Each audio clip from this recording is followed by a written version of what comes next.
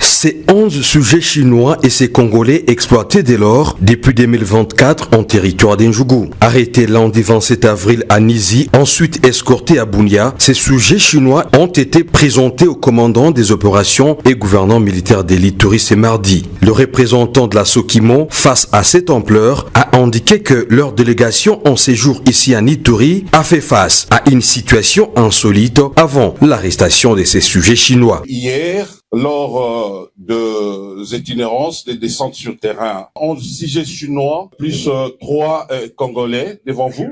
On les a amenés ici pour que les services de la justice puissent mener des enquêtes davantage. Face à cette situation d'exploitation illégale dès lors à Ituri, à la base de l'insécurité et une source irréfutable du ravitaillement de groupes armés, le commandant des opérations et gouverneur militaire de l'Ituri demande à la justice de mener des enquêtes sérieuses. Je voudrais que ça soit un exemple. Non seulement pour ces travailleurs, peut-être qui ont été récupérés comme ça, envoyés dans le site minier, mais aussi le propriétaire de cette société-là. C'est un monsieur qui doit être poursuivi, qui doit être arrêté. Il faut que ça cesse. Hélas, on nous prend pour des naïfs et on continue le même jeu. Vous avez été prévenus. Cette fois-ci, on va punir. Le numéro 1 de la province de l'Ituri, le lieutenant-général Luboyanka Chamadjoni, a promis suivre de près ces dossiers pour mettre définitivement fin au financement des groupes armés qui endeuillent au quotidien les Ituriens. Je demande à notre justice de faire des investigations jusqu'au bout, que ça soit pour Aru et pour la situation de Nizi. Vous savez qu'hier, lorsqu'on a découvert ce groupe, à la sortie, la délégation